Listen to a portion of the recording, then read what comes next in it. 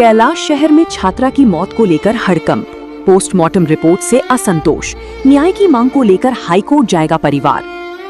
School जाने के लिए घर से निकली 10वीं कक्षा की छात्रा जुबैदा बेगम की रहस्यमय मौत को लेकर कैलाश शहर की ईरानी थाना क्षेत्र में तनाव का माहौल बना हुआ है।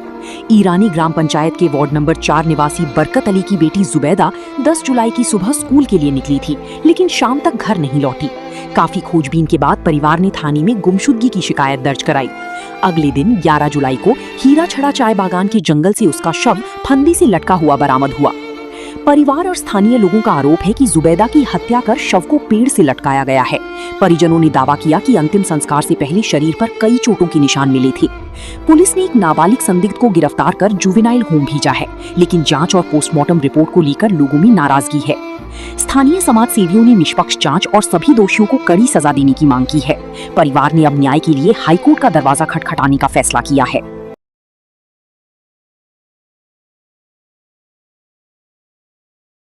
পুলিশে তো একজনরে গ্রেফতার করছে, কিতা কইবেন বর্তমানে কিতা চান আপনারা? আমি এটা সুস্থ বিচার চাই। আমার মেয়ের যে লাফাসি হয়েছে তারও লাফাসি হইতো, আমি ওটা চাই।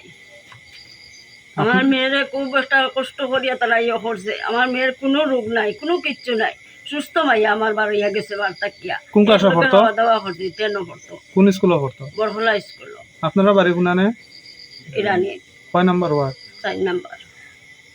আচ্ছা, এরপরে আমার একটা বেদনী লগে আমার মেয়েটারে যে তারা মারলো, তারা লগে আরো আছে, তারা কইতে হইব 3টা-4টা মেয়ে আছে, তারা সবে মিল্লা কইতে হইব আমার মেয়ে যেন আছে কিতার লাগি আছে, তারা কিতার লাগি মারলো। নিশ্চয় তারা একটা টিম আছে, টিম বুঝিয়া মারছে আমার বুড়ি করে। তার সাথে কি মোবাইল টোবাইল আসলো? না, তার মোবাইল নাই। তার নাম কি আসলো? জুবাইদা বেগম। আপনার স্বামীর নাম? বরকত আলী।